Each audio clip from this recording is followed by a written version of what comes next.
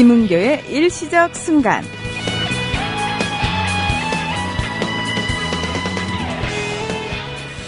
이 시간에 이렇게 발랄한 음악으로 시작해보는 게 참 오래간만이다라는 생각이 듭니다. 그러면서도 문득 이렇게 벌써부터 좀 발랄해져도 되나라는 걱정도 슬며시 들고요.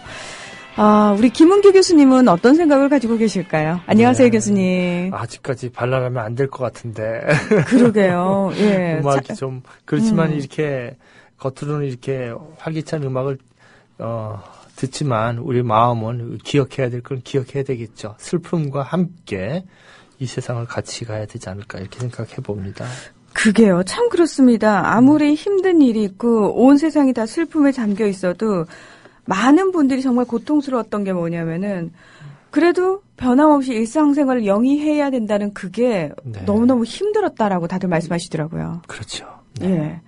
예. 사실은 유독 우리 김은규 교수님께서는 시그널 음악을 좀 차분하게 갔으면 좋겠다라고 요구를 또 특별히 하셨었어요, 늘. 네. 예. 그래서 다른 프로그램에서는 조금 일찍 이 발랄한 시그널을 틀기 시작했는데, 네.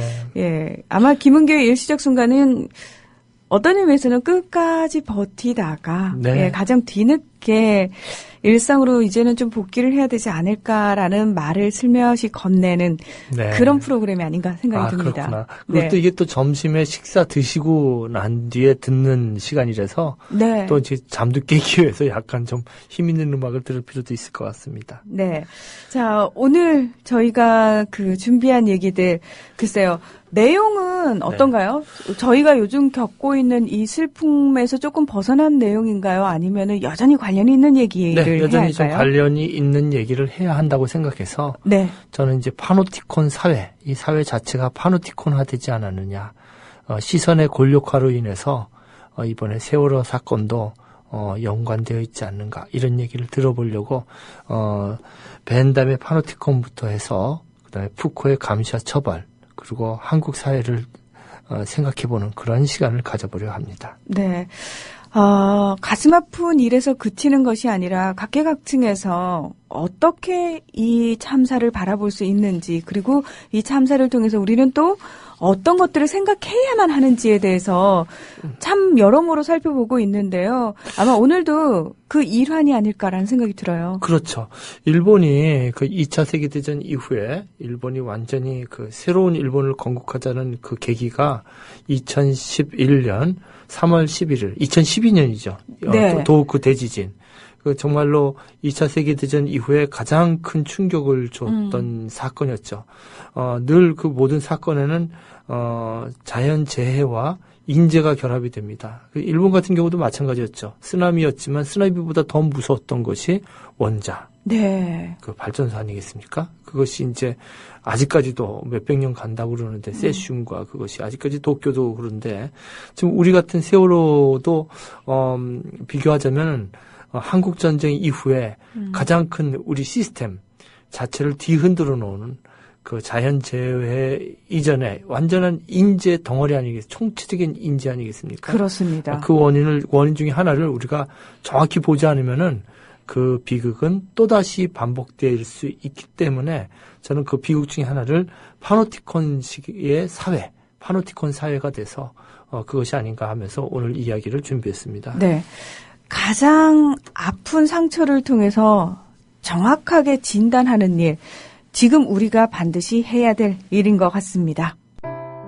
얼마나 더 속아봐야 정신 차리실 건가요? 네? 이제 그만 당할 때도 됐잖아요. 중고차 팔 때만큼은 차넷이 제가 받고 팔 수 있게 도와드리겠습니다. 중고차는 차넷, 가격 비교 차넷. 우와, 전국 400명의 전문 딜러에게 무료로 내 차를 평가받을 수 있네. 국민TV 여러분 차를 차넷에서 제대로 평가받고 보상받으세요. 내 차 팔 때 차넷, 제가 받는 차넷. 우와, 내 차 제가 받고 친구 친지 모두 함께 차넷에서 팔고 주유 쿠폰 받고 중고차는 차넷. 비교할수록 올라간다. 차넷 내 차 가격 비교 서비스. 1688-8249 1688-8249를 눌러주세요. 옥션 모터스에서도 차넷을 만나보세요. 네, 여러분께서는 국민라디오 김은교의 일시적 순간에 오셨습니다. 네. 오늘 주제를 잠깐 설명을 해주셨어요, 교수님께서. 네네. 예, 파놉티콘이라는 말씀을 해주셨는데요. 네. 글쎄 어떤 건지 들어보신 맞아요. 분들도 계실 것 같고요. 네. 또 처음 듣는 분들도 계실 것 같고요. 그러게 맞습니다. 대부분 아실 거예요. 근데 한번 또 우리가 얘기를 나누는데 네. 이제 옵틱이죠. 판은 이제 본다라는 뜻이고 전체 뭐 이런 뜻도 있죠. 그러니까 판이 본다가 아니라 판은 이제 한자로 말하면 모두, 전체 이런 얘기겠고 옵틱은 이제 옵티컬하면 눈으로 뭐 본다 뭐 이런 이야기가 있죠. 그래서 네. 전체를 다 볼 수 있는 이런 우리말로 하면 일망 감시 시설이라고 할까요? 이렇게 얘기할 수 있겠죠. 근데 영어로 얘기하면 그냥 파놉티콘 그러는데 이것이 이제 만든 사람 얘기가 재밌어요. 파놉티콘. 네. 그러니까 우리식으로 표현하면은 네. 일망 감시 시설이라고 잠깐 말씀을 하셨고요. 네네. 예. 그럼 과연 이거를 네. 누가 왜 어떤 이유에서 만들었는지도 궁금하고요. 네네. 그 제레미 벤담이라고 있는데 정말 영국의 철학자이고 법학자이죠. 근데 이 사람이 돈이 많은 집안 아들이에요. 네. 그 이제 동생이 세뮤엘 벤담이라고 건축가인데, 근데 이분이 이제 철학자이면서 법학자이면서 법에 대한 죄수들도 많이 봤죠. 네. 그래서 이제 그걸 보면서 이게 또 이분이 굉장히 중요한 것이 공리주의자라고 하거든요. 공리주의자요. 네, 그래서 정말 그 가장 효용성 있게 그 최대 다수의 최대 행복을 누리기 위해서 어떠한 효율성 있는 어떤 건물을 지어야 되겠다 이런 생각을 했던 것이죠. 근데 사실 그래서 이제 동생하고 얘기를 많이 하면서 20년 동안 연구를 한 거예요.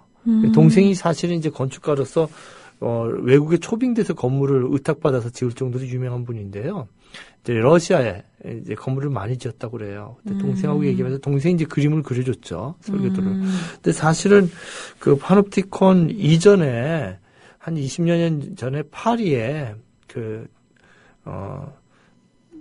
동물원이 파놉틱 동물원이 있었어요. 가운데 들어가면 전체 둘레 막 고릴라도 있고 코끼리도 있고 이걸 볼 수 있는 그런 건물도 있고 그 공장도 그런 식의 있었고 그래서 이제 꼭 벤담이 그거를 뭐 처음 만들었다기보다는 이제 그것을 이제 그 전에 사례들이 좀 있었다 이렇게 볼 수가 있겠죠. 그래서 제레미 벤담이 그거를 이제 20년 동안 생각을 해서 이걸 좀 이렇게 좋은 의도로 만든 거죠, 이분이. 네. 그래가지고 이제 동생한테 그려달라고 했는데 이거 이 파놉티콘이라는 문서 자체가 다 편지예요, 사실은요. 외국에 그다음에 자기 불란서 정부에 보내면서 이런 건물을 지어달라고 호소를 여러 군 데는데, 네. 살아생전에 짓지를 못했어요. 그리고 이분이 다 망해버렸죠, 돈을 다 써가지고. 그래서 마지막에는 다 어렵게 생활을 하셨는데, 이제 거의 이제 만들어진 것이 이제 1791년에 모양새는 만들어졌는데 실제 건물은 지어지지가 않고 우리 여러분들 이제 파놉티콘 검색해 보시면 실제 건물 사진이 나올 거예요.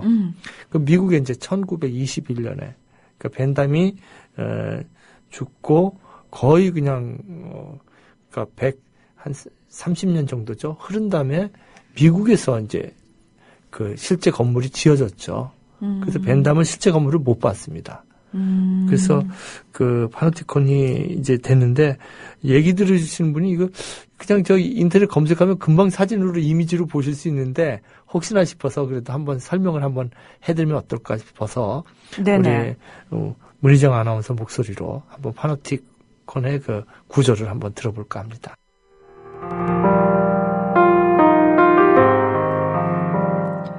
주위는 원형의 건물이 에워싸고 있고 그 중심에는 탑이 하나 있다.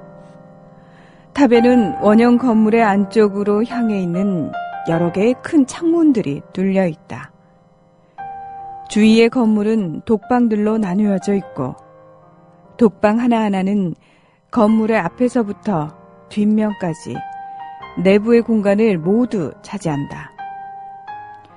독방에는 2개의 창문이 있는데 하나는 안쪽을 향하여 탑의 창문에 대응하는 위치에 나 있고 다른 하나는 바깥쪽의 면에 있어서 이를 통하여 빛이 독방의 구석구석 스며들어 갈 수 있다.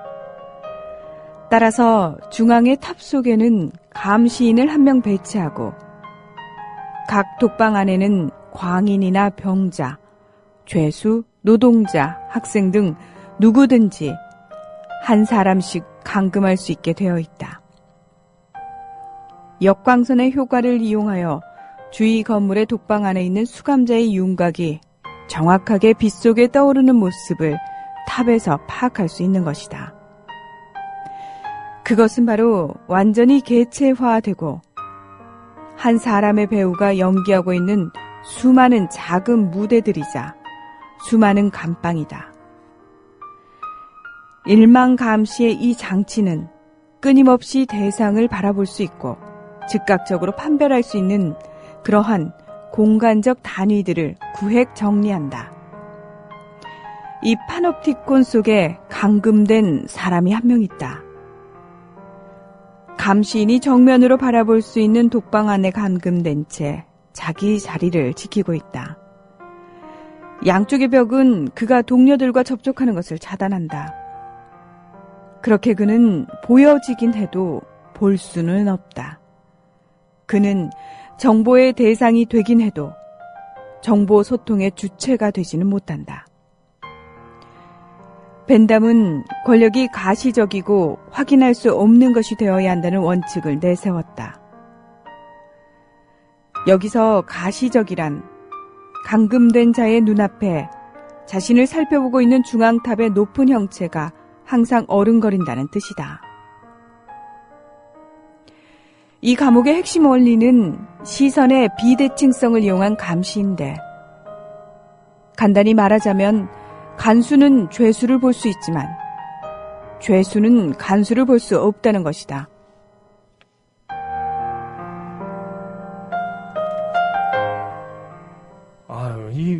우리 문 선생님 목소리로 들으면요, 너무 편해요.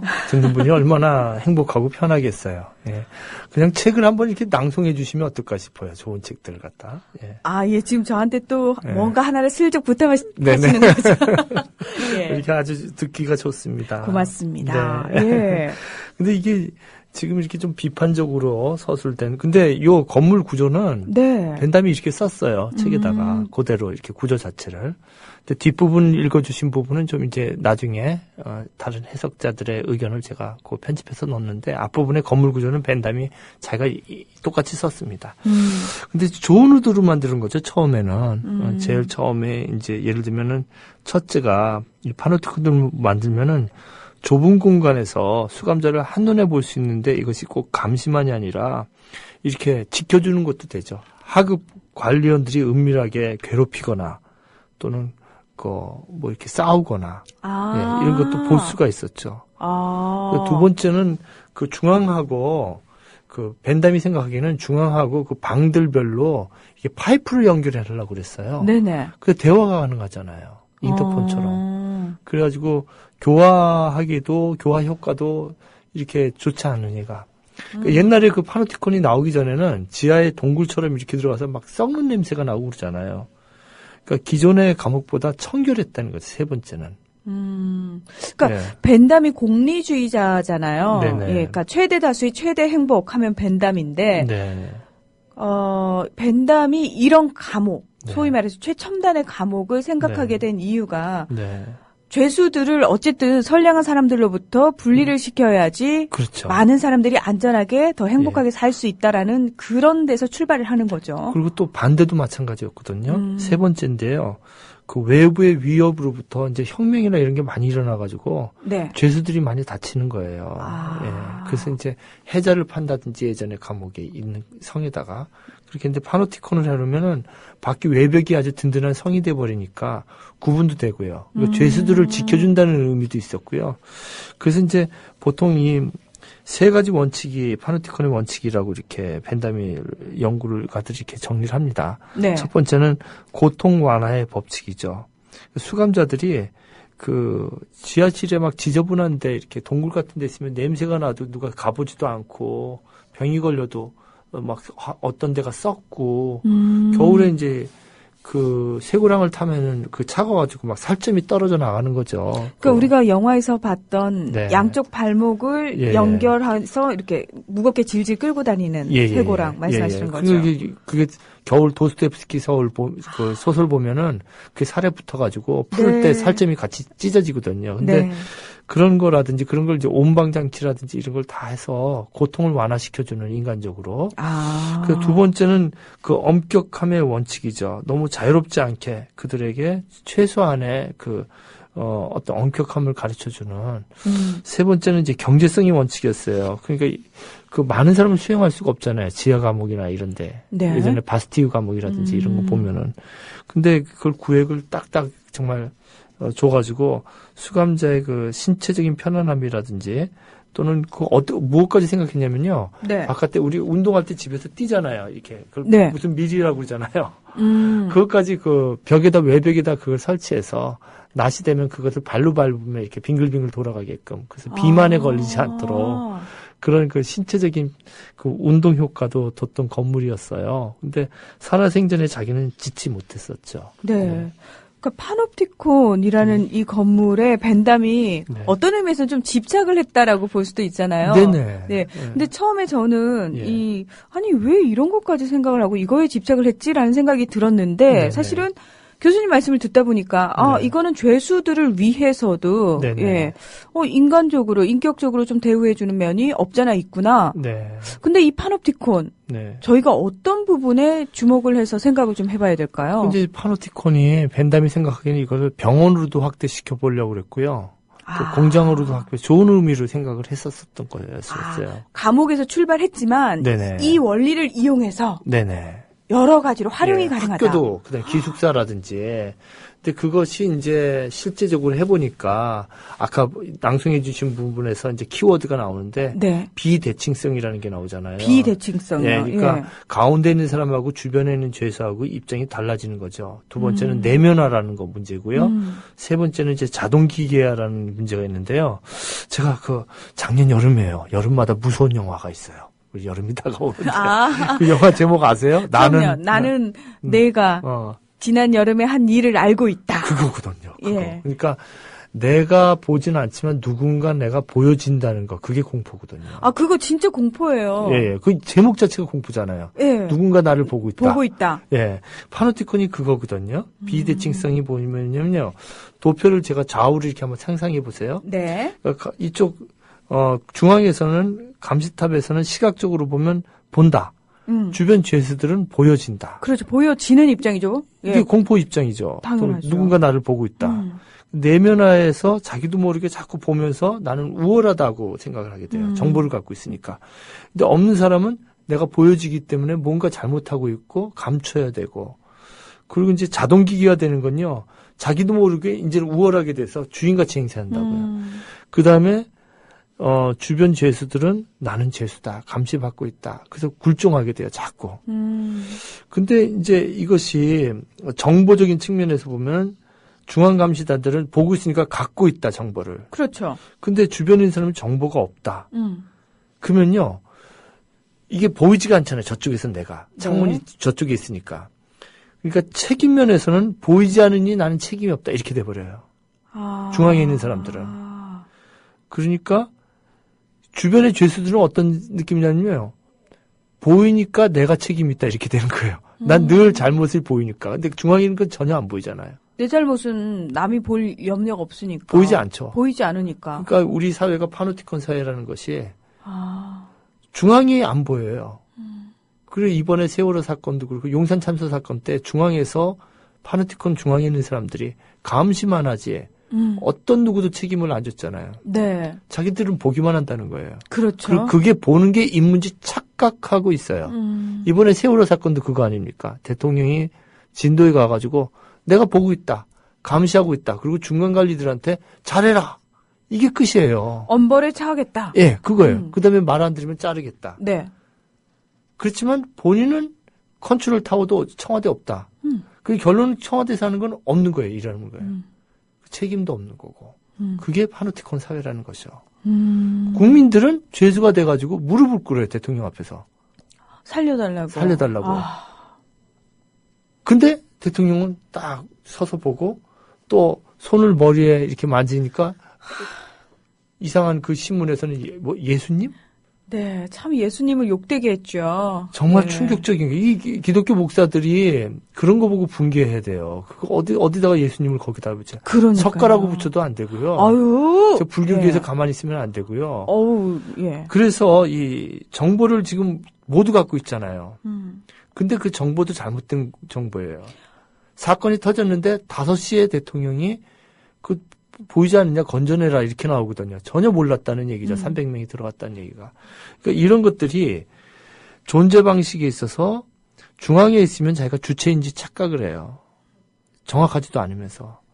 그러면서 근데 주변에 있는 사람들은요. TV만 보고 그다음에 잘못된 어용신문만 보는 사람들은 그것을 믿기 시작하면 노예가 되는 거예요.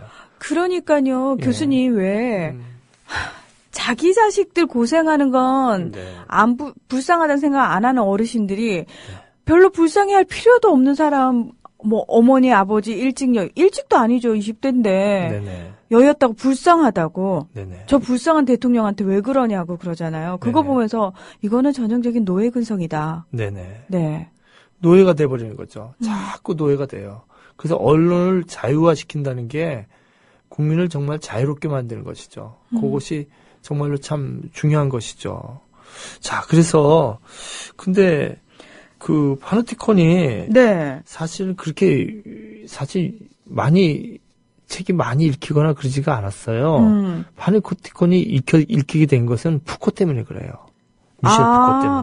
그러니까 실제로 벤담이 왜 파놉티콘을 만들고 네. 근데 뭐 실제 건물화 시키지는 못했지만 그렇고요. 예. 편지 자체도 그렇고 그리고 많은 사람들이 읽지도 못했지만 예, 사실은 예. 지금 푸코 얘기를 하셨거든요. 예. 푸코가 이제 감시와 처벌이라는 책을 썼는데 네. 이 책이 이제 그 6.8 혁명 때 불란서 6.8 혁명 때 어마어마하게 베스트셀러가 됐어요. 이제 그 얘기를 제가 좀 하려고 하는데요. 네. 지금 그 푸코 책은요. 아직도 불란서에 가면은 휴양지에 가면 미셸 푸코 책을 읽을 정도라고 그래요. 근데 우리하고 좀 감성이 틀리기 때문에 그 독자들의 감성이 좀 틀리기 때문에 뭐 불란서 사람들이 우리가 연안 박지원의 책을 읽는다고 그러면 좀 놀라겠죠. 그건 마찬가지일 거예요. 아마 그렇게 뭐 대단한 것 같지는 않은데 네. 하여튼 그렇게 그 정도로 사랑을 받는데요. 근데 이제 푸코가 이것을 얘기하기 푸코 자체가 그 주변인의 입장이었단 말이죠. 그 고등학교 때 자기도 모르게 그 여학생이 아니라 남학생 앞에 가면 막 떨리고 성도착증에 걸렸던 것이죠. 그래서 거기서 이제 막 연구를 하면서 주변인에 대한 관심이 생기면서 이렇게 이항 대립으로 생각했던 세계 철학의 문제점을 지적하기 시작하죠. 예를 들면 주체와 객체, 그 몸과 마음, 뭐 남성과 여성 앞에 있는 게 늘 위죠. 네. 그 파노티콘 구조죠. 이런 식의. 그래서 이런 구조가 사회에 내재화되지 않을까. 문제는 거기서 출발해요. 주변이나. 근데 실제적인 사건이 팍 터져버린 거예요. 그게 뭐냐면 박사학위 논문은 광기의 역사였고 그다음에 계속 세 권으로 아주 그냥 지독하게 끈질기게 연구했던 건 이제 성의 역사죠. 네. 세 권으로 그걸 자기의 그 결핍 자체를 연구 대상 삼아서 그 북유럽에 가서 일본에 가면 더 자료가 많을 텐데 북유럽에 가서 이제 온갖 성의 문제를 씁니다. 그런데 또 다른 실제 사건을 목도한 겁니다. 푸코가 1926년생이에요.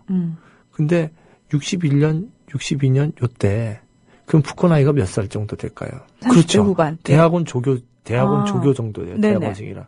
그러니까 자기가 이제 강사하고 이럴 때였는데 그때 뭐가 터졌냐면 알제리 전투가 터진 거예요. 그 유명한 영화 아시죠? 네. 알제리. 그러니까 알제리 전투가 터지면서 파리 안에서도 알제리 사람들 이제 독립운동, 아프리카 독립운동, 뭐 사르트르라든지 뭐 이런 사람들이 같이 하면서 감옥이 모자른 거예요.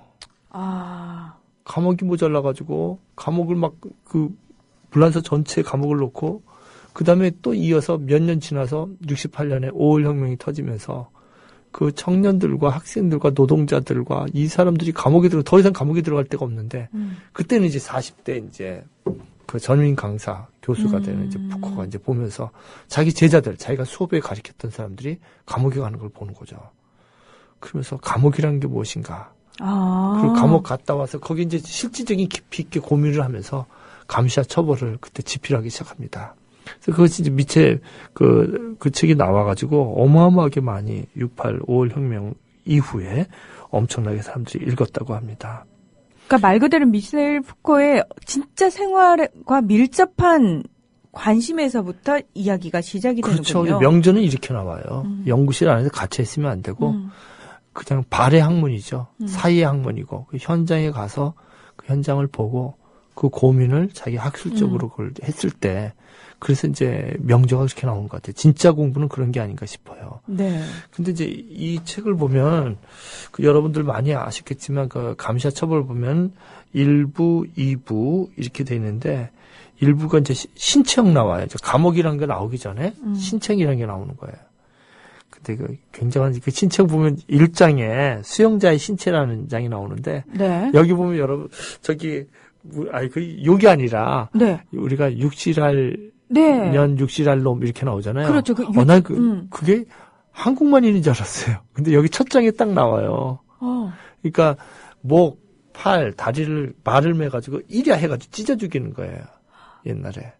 능지처참. 능지처참. 근데 만약에 그게 안 찢어지면 큰 칼로 이제 팔, 다리, 머리 이렇게 아주 쫙 잘라주는 거예요. 사진도 많아요. 사진은 없지만 그림이 남아 있어요. 그 능지처참하는 그런 것들이.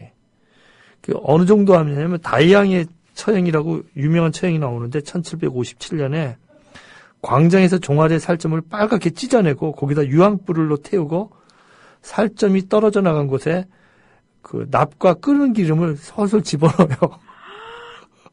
그래가지고 죽이는 거예요. 고통스럽게. 근데 이 장에 보면 신체형의 호화롬이 나오는데요. 그걸 셀리먼이래요. 로빈 같은 거 보셨잖아요. 네. 이렇게. 사람들이 다 보게 만들고, 죄 지은 놈은 이렇게 만든다. 해가지고, 네. 7단계, 12단계 이렇게 매뉴얼이 있어요. 사람을 죽이는. 그래서 전봉준도 잡혀갈 때 퍼포먼스에서 죽잖아요. 네. 동네 사람들 다 보게 해가지고, 네. 마지막 퍼포먼스는 죽인 다음에도 있는 거예요. 네. 목을 껴가지고 매단다든지, 네. 독립군도 그렇고. 그러니까 예수가 죽는 그것도 7단계로 나누거든요.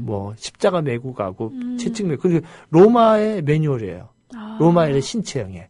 그러니까 거의 전 세계에 중국뿐만이 아니라 서양이나 한국도 그렇고 로마 자체도 매뉴얼이 있었죠. 그걸 퍼포먼스로 보여주는 이유는 이렇게 잔인하게 죽여버리니까 죄를 짓지 말아라 이런 거였겠죠. 일벌백계. 네네.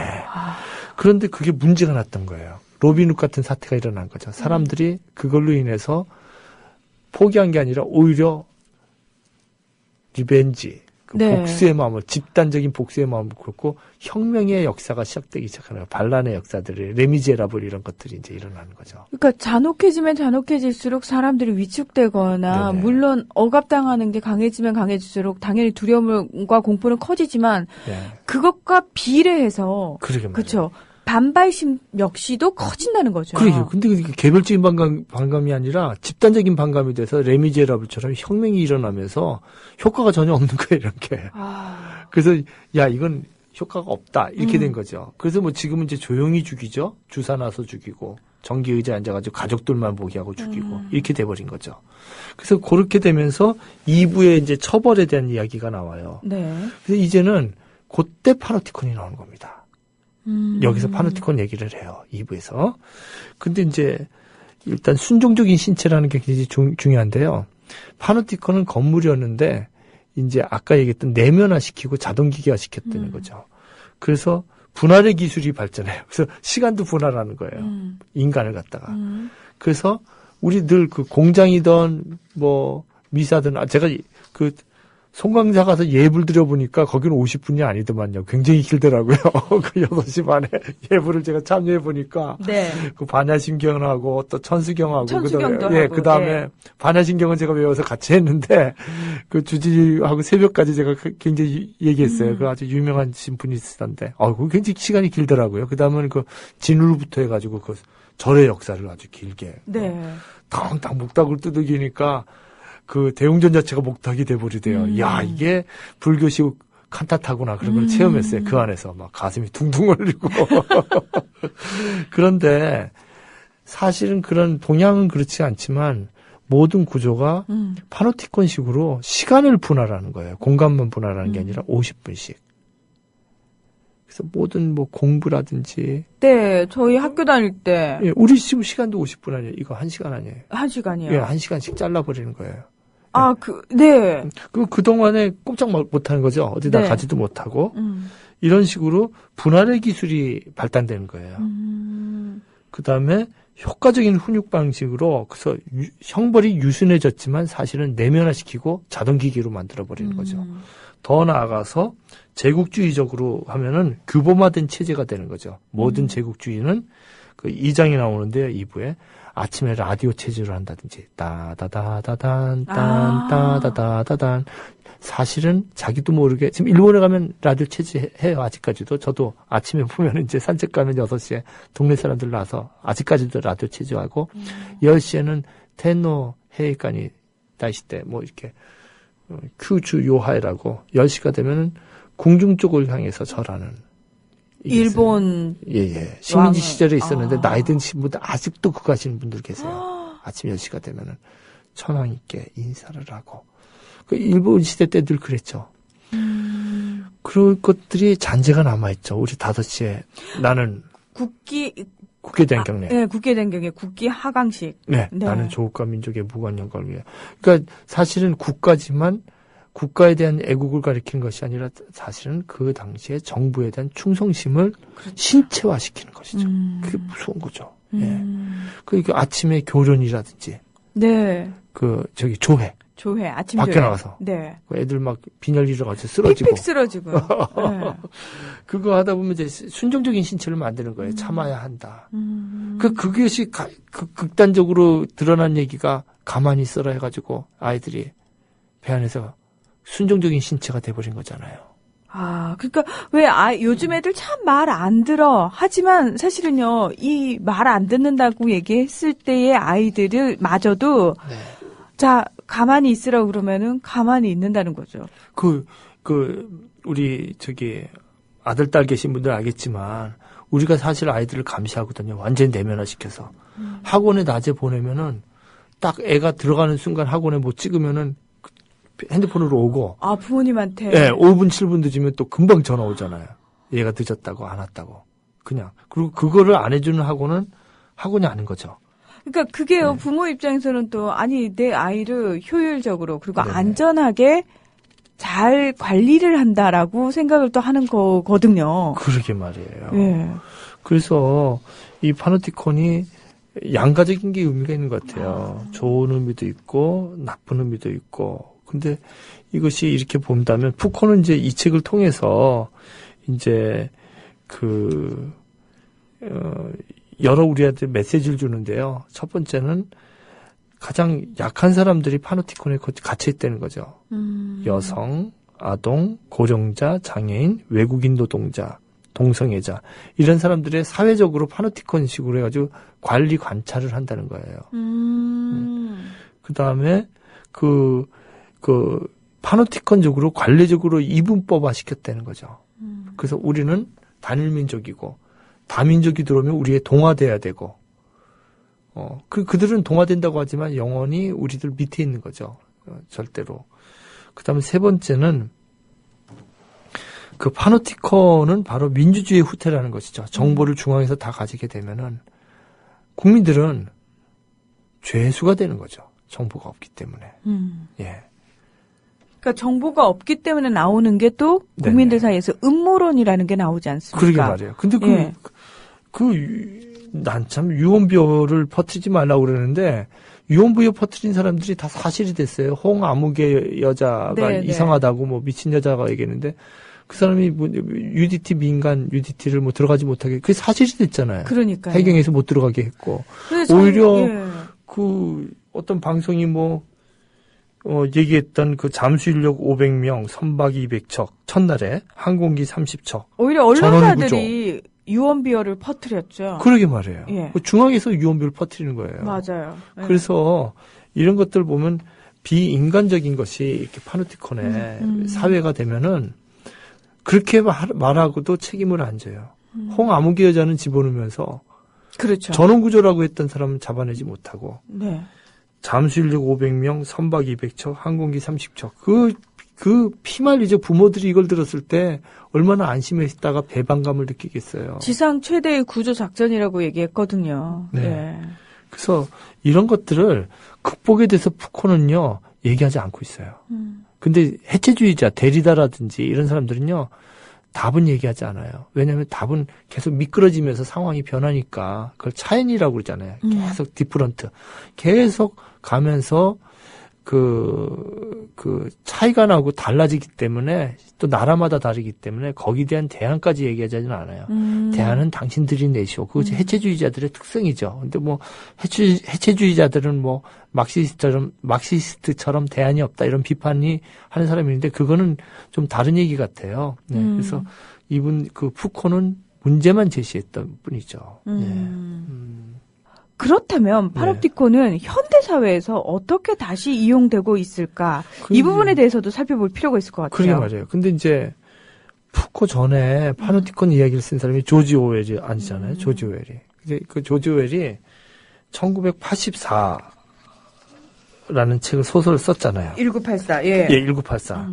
근데 요거 쓴 것이 그냥 1948년에 쓴 거예요. 이 소설을 쓰면서 그 동물농장을 1950년에 쓰고 이러면서 그 스탈린의 그 안타까움, 그 독재, 폭력 이런 걸 생각하면서 쓰면서 이제 빅브라더 감시하는 빅브라더 이야기를 썼죠. 네. 그래서 지금 66년 전의 이야기인데요.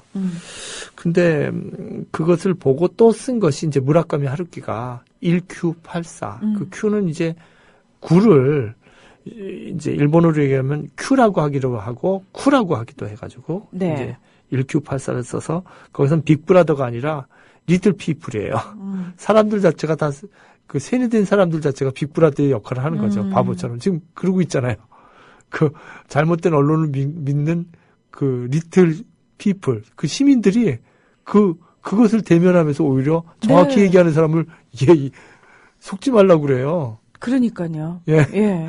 되게 황당한 상황이 벌어졌죠. 그리고 예.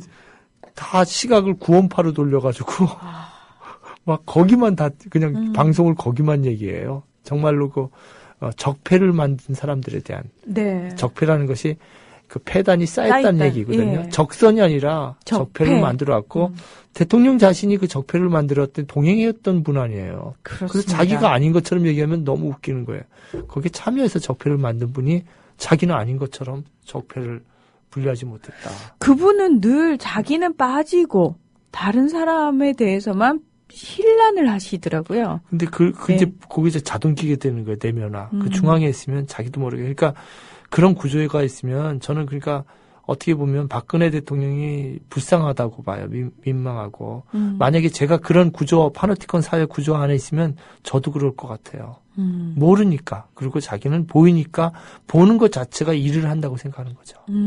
잘못 보면서도. 예. 그래서 저는 좀, 박근혜 대통령이 좀 기적처럼 정말 이런 구조를 깨닫고 이 사회를 완전히 파놉티콘 사회를 민주주의 사회로 바꾸지 않는다면 이 비극은 반복되지 않은가 생각하면서 우리 이 파놉티콘 사회를 예견했던 또 하나의 그 조지 오웰 소설의 한 부분을 우리 문화 아나운서께서 또 한번 읽어주시면 어떨까 싶습니다. 네.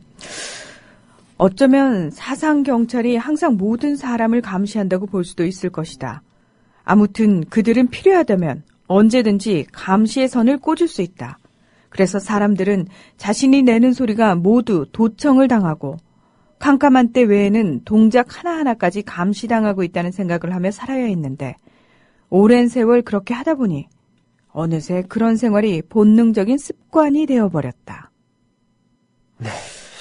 그 본능적인 습관이 되어버리는 거예요. 그런 생활을 감시받는 게. 예, 이게요. 예. 근데 교수님 이렇게 글로 보면 어머 세상에 어떻게 이런 삶을 살 수 있을까라고 네. 생각하시는 분이 있을지 모르겠지만 사실 네. 이게 우리의 삶이에요. 네네, 우리가 그래요. 우리가 그래요. 예, 그 사실은 양가적이에요. 파놉티콘이 필요하기도 하고 어떻게 보면, 그러니까 CCTV 같은데 제가 이제 여자대학교에 있는데 네. 저희 여대는 정말 주변에 하숙생들도 있고요. 골목골목마다 사각지대가 없을 정도로 설치되어 있다고 들었어요. 그다음에 사건이 많은 신도림역 자체가 우리나라에서 제일 CCTV가 많대요. 네.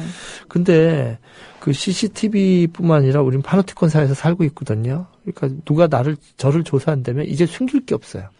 그러니까 메일과 네. 그다음에 카카오톡까지 다 볼 수가 있잖아요. 그러니까 저희가 속된 표현으로 그렇게 하죠. 예. 털려고 작정하면 다 털린다고. 그렇죠. 지금 이번에 사건 났을 때 카카오톡 다 보고 있어요. 지금 정부에서. 네. 아이들 카카오톡도 다 보고 다 있고. 보고 있고. 수거해 갔어요. 네. 그다음에 그 카드 보면은 어디서 아침에 무슨 패밀리마트에서 우유를 사 먹었는지, 그렇죠. 그다음 김밥을 뭐 계산했는지, 교통카드 보면 어디로 갔는지, 그다음 CCTV 보면 어디에서 누구랑 차 마셨는지, 얼마짜리 뭘 먹었는지 메뉴까지 다 나와 그래요. 그러니까 뭐 이제는 뭐 거짓말 하거나 이런 것이 아닌데 그것이 좋게 이용돼야 되는데 위험할 수 있다는 것이죠. 근데 이게 얼마나 우리 내면화되어 있냐면요. 네. 그 교수님 왜 페이스북 되게 즐겨하시잖아요. 네네. 페이스북을 교수님처럼 이제 네네. 이용하시는 분들도 있으시고요. 네네. 어떤 분들은 누가 묻지 않았는데 자신의 일상을 거기에 쫙 다 올리는 거죠. 네네. 그래서 사실은요. 네네. 별로 알 생각이 없었지만 그것만 봐도 그 사람의 소셜 네트워크 네네. 그것만 봐도 네. 이 사람이 평소에 이러고 이 사람이 있는 공간이 여기고 이런 네네. 생각을 하고 이런 것들을 다 알게 된다는 거죠. 그래서 예전에 그랬던 경험이 있어요. 아이들의 얼굴을 아이들이 이쁘니까 막 저희 아이 예뻐요 이러고 올렸는데 네. 밑에 어떤 댓글이 달렸냐면 네. 이게 지금 좋은 의도로 올린 사진이지만 네. 사실은 이게 아이에게 굉장히 위험한 일이 될 수도 있지 그렇죠. 않을까요? 예, 라는 예. 식의 막 댓글이 달리기 시작하니까 예. 그때부터 사람들이 고민을 하기 시작하더라고요. 예, 예. 그러니까 우리 스스로 보여지는 거에 얼마나 익숙해져 있냐면 네. 누가 묻지 않아도 우리를 보여준다는 거죠. 그 위험한 면이 있어요. 네. 그리고 이상한 사람들도 있고 그렇죠. 이제 페이스북이나 SNS의 3대 질병이 나르시시즘하고 네. 그다음에 이제 산만하게 되는 ADH 그게 하나가 있고 또 하나가 무서운 게 스토커거든요. 네, 그 세 가지 스토커. 질병이 있어요. 근데 그걸 다 경험들 해요. 누구 하나를 다 집중적으로 좋아해서 그 사람 글을 볼 때도 있고 또 나르시시처럼 자기가 막 현시적으로 할 수도 있고 그다음에 이제 산만하는 거 다 그것 때문에 다른 일을 못 하는 거죠. 네. 그래서 그 세 가지가 돌아가면서 증환을 경험한 다음에 온전하게 거리를 둘 수 있고 생활화되면은 이제 정말 수첩처럼 사용할 수가 있는데 이제 좀 이상한 사람들이 있기 때문에 가족 사진 같은 거 안 올리는 게 좋겠죠. 위험할 수 있습니다. 네. 네. 너무 개인적인 내용은. 예. 네. 그래서 이제 이걸 좀 대사적으로 보면은 푸코가 얘기 안 했던 그 극복, 이 사회를 어떻게 극복해야 되느냐. 그 대안을 제가 이제 4가지로 한번 얘기를 해보려고 하는데요. 네. 먼저 이 사회에 있는 사람들이 개인 한 명 한 명이 깨달아야 될 것 같아요. 나는 죄수라는 시각, 보여진다가 아니라 내가 봐야 된다. 그러니까 이번에 아이들이 물속에 지금 아직까지 물속에서 아직 안 나온 애들이 있는데 저는 그 메시지를 그렇게 있습니다. 엄마 아빠 이제 가만히 있지 마세요. 가만히 있지 마세요. 그러니까 한 명 개인이 가만히 있어서 보임을 당하는 존재가 아니라 보는 존재가 돼야 될 것 같아요. 네. 그래서 첫 번째가 역파노티콘이라고 하거든요. 근데 그 리버스 파노티콘이라고 그래요. 역파노티콘. 리버스. 예. 그 역으로 저쪽에서 보니까 감시의 주체가 되는 거예요. 그 지금 문희정 아나운서님께서 하는 게 역파노티콘이죠. 이 방송 자체가 그다음에 국민 TV, 그다음에 제가 또 TV 하고 있는 CBS 노컷뉴스. 네. 그 노컷뉴스 기자들도 거기 가서 열심히 하고 저도 지금 계속 세월호 특집을 2개를 녹화하고 왔는데요. 정말 그다음에 이번에 JTBC가 뭐 어마어마했어요. 네. 그죠? 이번에 네. 정말 그 손석희 아나운서에 대한 그 평가가 굉장히 높아진 것 같은데 이런 것들이 역파노티콘인 것이죠. 네, 그 새로운 그 시각에서 저쪽과 다른 시각들을 보여주는 것이죠. 예. 네, 사실은 우리가 이게 참 대단했다라고 지금 교수님 표현하실 수 있었던 이유가 네네. 대다수의 언론들이 네. 참 저희 표현 쓰기 그렇습니다. 쓰레기 언론들이 네네. 정말 그 파노티콘화 된 모습을 저희가 적나라하게 보지 않았습니까? 경험하지 않았습니까? 너무 심했어요, 이번에. 그리고 뭐, 이 파노티콘 지금 사회라는 것, 제가 얘기했던 것이, 중앙에서 전부 책임을 방기하고, 그냥 다 총체적인 문제가 일어나는 거죠. 뭐냐면요.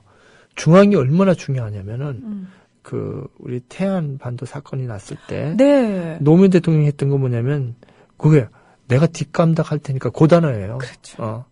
그러니까 보험 문제나 이런 거 다 늘어나거든요. 그 언딘 문제가 나는데 언딘한테 맡길 수밖에 없는 게 언딘한테 얘기하다가 다른 데 하겠습니다. 언딘에서 그러면 여기까지만 하겠다. 돈 내라. 이렇게 나오면 일을 못 하는 거예요. 장비 철수하겠다 이러면은. 그러니까 거기 메인 게 이게 가불관계. 우리 한국 사회가 그렇게 돼 버렸거든요. 근데 그때 노무현 대통령 같은 경우는 파노티콘을 해체해 버리는 거예요. 모든 거 아무거나 다 해라. 모든 걸. 그걸 대통령이 못 해주신 거예요. 박근혜 대통령이. 그걸 했어야 되는데 누굴 자르고 그게 아니라 그렇죠. 청와대에서 보험 문제고 뭐고 책임질 테니까 다 해라. 그걸 누가 책임져요? UDT 민간 잠수사가 구조 작업한다는데 나중에 문제 나면 해경에서 돈을 어떻게 주냐고. 그거 겁내니까 못 하겠다고 그러죠. 미군 구조 헬기에 항공모함도 접근해 오는데 국방부가 거절하죠. 그다음에 전원구조 잠수 인력 500명, 선박 200척, 항공기 30척. 언론은 거짓말하죠. 네. 또 유족들이 무릎 꿇는데 대통령은 파노티콘처럼 그냥 보지요. 이게 파노티콘 사회, 전형적인 파노티콘 사회죠. 중앙에 있으니까 엉뚱한 허상을 보고 있는 거예요. 그리고 또 하나가 이제 역파노티콘을, 리버스 파노티콘을 얘기를 했는데 네. 또 하나가 시노티콘이죠. 시놉티콘. 네. 근데 앞에 파는 PAN이었는데 네. 이번에는 SYN입니다. 시는 이제 동시에 뭐 이런 뜻이 되겠죠. 네. 동시에 보는 거죠. 동시에 보는 것. 네. 그러니까 저쪽에서 보면 그 현장을 동시에 보는 거예요. 그러니까 이번에 그 세월호 사건들 보면은 그 대통령이 이제 문제가 됐던 것이 그 추모하는 거기서 이제 국화가 가고 네. 소리를 쭉 없애버렸잖아요. KBS에서. 네. 그래가지고 이제 아무도 없이 이렇게 조용하게 이렇게. 굉장히 하면서. 분위기 있게. 네. 예. 근데 그때 시노티콘이 발생한 거예요. 그렇죠. 누군가 핸드폰을 찍은 거예요. 그렇죠. 막 유족들이 소리 지르면서 했던 예. 게. 예. 그러니까 그걸 그게 인터넷에 퍼지니까 어쩔 수 없이 그게 이제 방송사도 얘기할 수밖에 없거든요. 그러니까 정보의 불균형성이, 비대칭성이, 시각의 네네. 비대칭성이 어느 정도 해소가 돼버리니까. 그래요. 예. 다 대 다예요. 음. 매니 투 매니. 그래서 어떤 중요한 것이 있으면 핸드폰으로 다 찍어서 올려야 됩니다. 그리고 이런 새로운 그 리버스 파노티콘들, 이 JTBC 또 지금 국민TV 이거 아주 전 열심히 보고 있습니다. 네. 국민TV 또 유튜브를 이렇게 보면 그게 이어져서 계속 볼 수 있게 되더라고요. 네네. 하나 클릭하면 또 그 다음 뉴스로 넘어가고. 맞아요. 네. 그게 너무 편했어요. 그냥 지하철에서 이렇게 보면 그게 저절로 넘어가고 우리 그 아나운서님이 그 YTN에 계셨던 네, 노종면 앵커. 예. 차분하고 그 말씨를 배우고 싶어요. 차분하게 말씀하시는 그 말씨를 배우고 싶은데 네. 거기다가 이렇게 보내주고 그랬죠. 그래서 이제 예를 들면 1992년에 로스앤젤레스에서 폭동이 일어났을 때 네. 그 경찰이 로드니 킹을 갖다 구타해서 그냥 또 죄를 뒤집어 쓰지 않았습니까? 근데 한 시민이 그걸 갖다 찍은 거죠. 그리고 또 경찰이 대화하는 것도 녹화를 해가지고 그것이 이제 증거로 남았지 않았습니까? 그래서 그 노르웨이 법학자인 토마스 매티스는 그 대중이 역으로 소수 권력자를 동시에 동시에 관리하는 시노티콘이 필요하다고 이렇게 얘기했던 거죠. 그래서 다수가 이제는 권력자 중앙을 갖다가 거꾸로 감시하는 겁니다. 그것이 리버스 파노티콘이기도 하고 또 시노티콘이기도 하고 이런 것들이 이제는 그 쌍방향 감시가 되는 거죠. 그야말로 어떻게 보면 이제 포스트, 탈, 그다음에 파노티콘 이후의 파노티콘이 되는 거죠. 근데 이런 사회가 되면은 이 중앙에 사람들이 뭐 오히려 자유롭지 않겠어요? 국민들도 열심히 하는구나. 이게 사실이구나. 이번에 박근혜 대통령이 몰랐던 것이 잘못된 언론 보고 5시에 그거 건져내는 게 힘드나요? 이런 얘기들 나오는 거예요. 그러니까 사실은 예. 보좌진들로부터 정확한 정보를 심지어 전혀 듣지 못하고 있었다는 거를 또 저희들이 알게 됐어요. 그러니까 8시간이 지났는데도 네. 이건 뭐 끔찍한 거죠. 그러니까 국민들이 제대로 된 그 방송, 제대로 된 방송들이 그러니까 언론을 통해서 파노티콘 언론을 만든 것을 지금 그거야말로 적폐죠. 그렇게 싸워온 거죠. 언론을 그런 식으로 중앙 독재화시키고 사장을 낙하산시키고 거기서 온 적폐. 그러니까 언론들은 뭐 합니까? 아첨을 하려고. 그렇죠. 구조 사건들은 과장을 하고 그리고 사건 자체는 축소를 한 거예요. 예. 네. 이런 상황들이 바로 사회를 파노티콘화 시켰던 적폐에 있었고 그 적폐에 참여해온 박근혜 대통령 자신이죠. 이명박 정권부터. 이것이 고쳐지지 않는 한 다시 비극이 반복될 수 있다는 것을 국민들이 아셔야 하죠. 그래서 이제는 We are watching you, Big Brother 이런 구호들이 나와야 될 겁니다. 우리가 너희들 보고 있다. Big Brother, 우리들이 보고 있다. 이것이 나올 때 Big Brother는 오히려 행복하게 되지 않을까 이렇게 생각합니다. 박근혜 대통령이 정말 언론에 대해서 자유화시키고 이 국민들의 여러 가지 다양한 매체들을 보셨으면 좋겠어요. MBC나 KBS만 보지 말고 국민 TV도 보시고 박근혜 대통령이 국민 TV의 존재를 알기는 할까요? 아셔야 되는데 말이에요. 그죠? 그게 네. 주변에 그런 사람이 없으니까. 지금 거의 눈 맞고 귀 맞고 이러고 있는 것 같아요. 봤을 예. 때는. 네. 국민 왜냐하면 TV도 보고 네. 이러면서 JTBC도 보고 국민들의 정서와 지금 굉장히 동떨어진, 그러니까 국민들의 정서를 전혀 이해하지 못하고 공감하지 못하는 행태들을 보이고 있는 상황이기 때문에. 네, 그걸 EQ라고 그러잖아요. 네. IQ가 아니라 공감지성. 그것이 뭐 전혀 결여된 상태죠. 누가 눈물 흘리고 누가 울고 그 이유에 대해서 그 정확한 정보를 못 받기 때문에 그 슬픔의 강도를 전혀 공감하지 못하는 EQ 지수가 거의 뭐 낙제점이죠. 아, 네. 그 부분에 대해서 정확한 정보를 가지지 못했기 때문이라고 원인을 찾으시는 건가요? 이건 좋게 표현하는 건가요? 아, 네. 네. 왜냐하면 네. 사실은 좀 적나라하게 네. 살짝 무언가 문제가 있는 게 아닐까라는 얘기들을 정말 많이들 했거든요. 네네네. 예, 단순히 이거는 정보의 부족 차원이 아니라 왜냐하면 네. 요즘은 보고자 하면요. 네. 보고자 하면 뭐 청와대 인터넷이 안 들어가겠습니까? 네네. 뭐 그러니까 보고서도 느끼지 못한다면은 그렇죠. 그건 정말 안타까운 뭐, 일이죠. 무언가 예. 문제가 있다라고밖에 생각할 수밖에 없다는 거죠. 네. 그래서 오늘 파노티콘 얘기를 하면서 우리가 파노티콘이 어떻게 만들어졌고 또 푸코가 파노티콘을 널리 알려서 했던 그 명적, 감시와 처벌 얘기를 좀 나눴고요. 그 다음에 파노티콘 사회가 된 우리 한국 사회에 대한 근본적인 성찰이 없으면은 정말 다시 이 비극은 반복될 수 있다. 이런 얘기를 좀 나눠봤습니다. 네네. 자, 그러면은 이제 우리가 해야 할 것들이 무엇인지 좀 다시 한번 네. 정리를 해볼까요? 네. 그래서 첫 번째는 우리 죄수라는 의식을 떨쳐버릴 거. 그러니까 가만히 있지 말, 제발. 그러니까 노예 근성 좀 버렸으면 좋겠어요. 그래요. 그래서 예. 저는 이제 침묵을 아무 때나 얘기하는 사람이 있어요. 그 페이스북 보면 시인들 보고 시 짓지 말라고, 추모시 쓰지 말고. 그게 아니라 그 피해자들한테는 우리가 할 수 있는 게 침묵과 미움과 죽을 갖다 주는 거. 침묵이 가장 큰 선물입니다. 거기에 뭐 어떻게 뭘 얘기를 하지 말고. 그러니까 피해자들한테는. 그렇죠.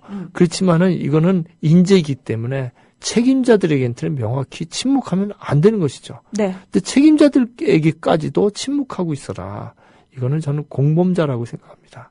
맞습니다. 예, 그리고 피해자에게 상처에 전혀 도움이 안 되고 피해자들이 원하는 것은요. 그래서 공분이라고 그러거든요. 근데 그걸 이제 사회 심리학적으로 격분과 공분을 구분해요. 그래서 격분은 정말로 대책 없는 그렇지만 공분은 그것을 좀 종교적으로도 얘기하고 이렇게 한다면 거룩한 공분이라고 그래요. 정말 이건 어느 특정 종교가 아니라 거룩한 겁니다.